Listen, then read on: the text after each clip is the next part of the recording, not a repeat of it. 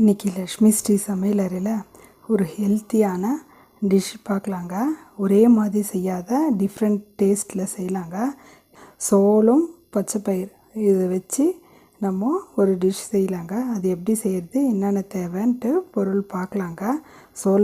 சோளத்துலேயும் பாசிப்பருப்புலையும் ரொம்ப இரும்பு சத்து புரதச்சத்துலாம் ஜாஸ்தி இருக்குதுங்க.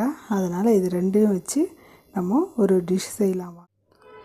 சோளம் ஒரு கப் எடுத்துக்கலாங்க. பச்சை பயிறு அதுவும் நம்ம ஒரு கப்பால் அளந்துக்கலாங்க. 2 ஸ்பூன் உளுத்தம்பருப்பு எடுத்துக்கலாங்க. நம்ம கொஞ்சமாக வெந்தயம் எடுத்துக்கலாம். நம்ம ஒரே மாதிரி டிஃபன் செய்யாத இது மாதிரி ஹெல்த்தியாக பசங்களுக்கு டிஃபன் செஞ்சு கொடுக்கலாங்க. பசங்களுக்கு பெரியவங்களுக்கு எல்லாருக்கும் பாருங்கள். இந்த சோளத்தை இதெல்லாம் நல்லா 2-3 முறை கழுவி எடுத்துக்கலாங்க. தண்ணி ஊற்றி நல்லா 2-3 டைம் நல்லா கழுவி எடுத்துக்கலாங்க. குறைஞ்சி ஒரு 5 ஹவர் 4 ஹவர் ஊறினா கூட போதுங்க. நம்ம 4 ஹவர் ஊறினோன்னு எப்படி செய்யலாம்னு பார்க்கலாம் வாங்க. நல்லா ஊறிச்சு. நம்மளுக்கு சோளம் ஊறுறதுக்கு தாங்க லேட் ஆகும். மற்ற பொருள்லாம் சீக்கிரம் ஊறிடுங்க. 1 ஹவர் 2 ஹவர்லேயே ஊறிடும். நம்மளுக்கு சோளம் லேட் ஆகுங்க ஊறுறதுக்கு. நீங்கள் அப்படி சோளம் ஊறலைன்னா 5 ஹவர் 6 ஹவர் கூட ஊற வச்சுக்கோங்க, பரவாயில்ல. பாருங்கள், இந்த தண்ணிலாம் வெடிக்கட்டிட்டு நம்ம மிக்சியில் எடுத்து போட்டுக்கலாங்க. எல்லாத்தையும் போட்டுட்டோம். நம்ம தண்ணி ஊற்ற தேவையில்லைங்க. இப்போ இது கூட கொஞ்சமாக இஞ்சி போட்டுக்கோங்க. அப்புறமா காஞ்ச மிளகா ஒரு 4 காஞ்ச மிளகா போட்டுக்கோங்க. அது கூட ஒரு அரை ஸ்பூன் ஜீரகம் போட்டுக்கோங்க. ஜீரகம் போட்டோன்னே இது கூட கொஞ்சம் உப்பு போட்டுக்கோங்க. இதுக்கு தேவையான அளவு உப்பு போட்டு நல்லா நைஸாக அரைச்சி எடுத்துன்னு வந்துடலாங்க. இப்போது நம்ம நைஸாக அரைச்சின்னு வந்துட்டோம். இப்போ இதை ஒரு பவுலில் ஊற்றிடலாங்க. நம்ம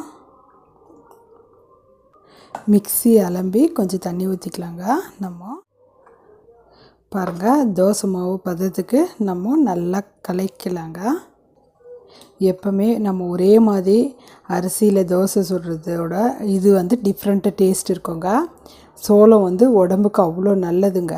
சோளம் பச்சை பயிரெலாம் நம்ம உடம்புக்கு ரொம்ப ஹெல்த் பெனிஃபிட் நிறைய இருக்குதுங்க.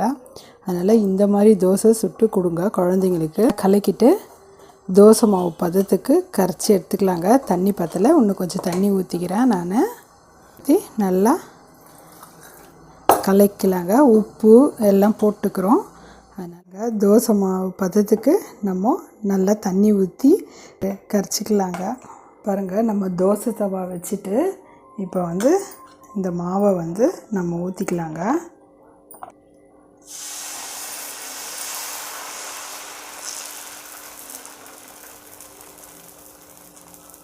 மெலிசாக வருங்க தோசை.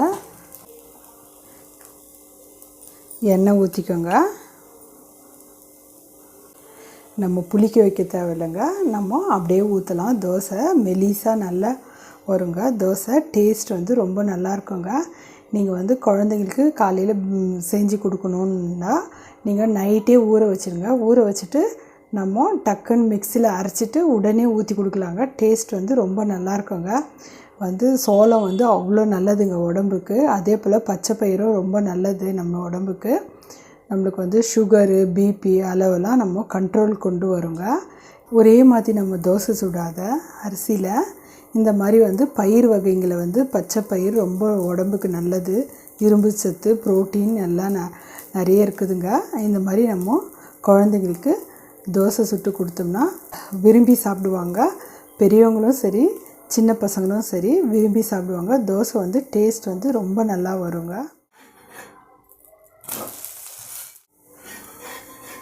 பாருங்கள், தோசை ரெடி ஆகிடுச்சு. நல்லா 2 பக்கம் திருப்பி போட்டு நல்லா வேக வச்சு எடுத்துக்கோங்க. தோசை ரெடி ஆகிடுச்சு. ரொம்ப டேஸ்ட் ரொம்ப நல்லா இருக்குங்க. இது புரதச்சத்து நார்ச்சத்து ஜாஸ்தி இருக்குதுங்க. கால்சியம் பிபி சுகர் எல்லாம் கண்ட்ரோல் பண்ணுற அளவுக்கு நம்மளுக்கு இந்த பச்சை பயிர்லேயும் சோளத்துலேயும் நம்மளுக்கு நிறைய ஹெல்த் பெனிஃபிட் ஜாஸ்தி இருக்குதுங்க. அதனால் இன்றைக்கி இந்த மாதிரி டிஃப்ரெண்ட்டான ஒரு தோசை செஞ்சு காமிச்சிருக்கிறேங்க. அது குருமா வச்சுருக்கேன். நீங்கள் சட்னி சாம்பார் எதோடு சாப்பிட்டாலும் டேஸ்ட் வந்து ரொம்ப நல்லா இருக்குங்க. நீங்கள் ஒரு டைம் செஞ்சு பார்த்துட்டு உங்கள் ஃபீட்பேக் சொல்லுங்கள். லைக் பண்ணுங்கள், ஷேர் பண்ணுங்கள், சப்ஸ்கிரைப் பண்ணுங்கள்.